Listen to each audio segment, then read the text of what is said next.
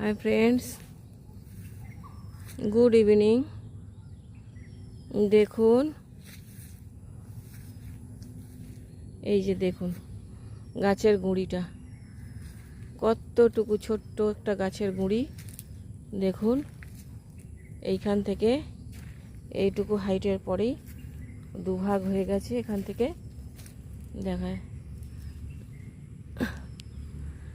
হ্যাঁ, এই যে এখান থেকে এই যে পাতা, এখান থেকেও দুভাগ হয়ে গেছে।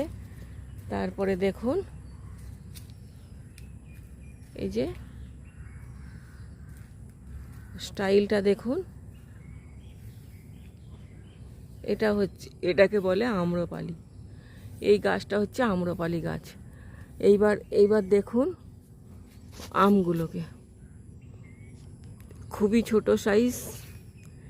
দেখুন, একদিকে ফুল এসছে, আমের বকুল। এখন এই জ্যৈষ্ঠী মাসে, এটা 12 মাসের আম গাছ। আবার একদিকে দেখুন, এই যে পুরনো আমগুলো, যে সময়ে সবার আসে ফুল, সেই সময়ে ওর ফল এসে গেছে। সেই ফলগুলো এখনও রয়েছে। আর গাছটি খুবই ছোট্ট, এটা টবে লাগানোর পক্ষে খুবই উপযুক্ত একটা গাছ।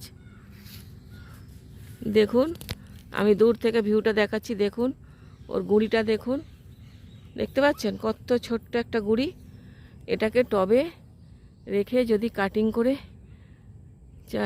লাগানো যায়, খুবই সুন্দর লাগবে। এইটা হচ্ছে আম্রপালি। এর স্বাদটা খুবই সুন্দর। ওই যে উপরেও বকুল এসছে, এবং গাছটা খুবই ছোট, আর এর স্বাদটাও খুবই সুন্দর। আমগুলোর, পাকা আমগুলো খেয়েছি, স্বাদটাও খুবই সুন্দর। Thank you for watching. আম্রপালির শুভেচ্ছা গ্রহণ করুন।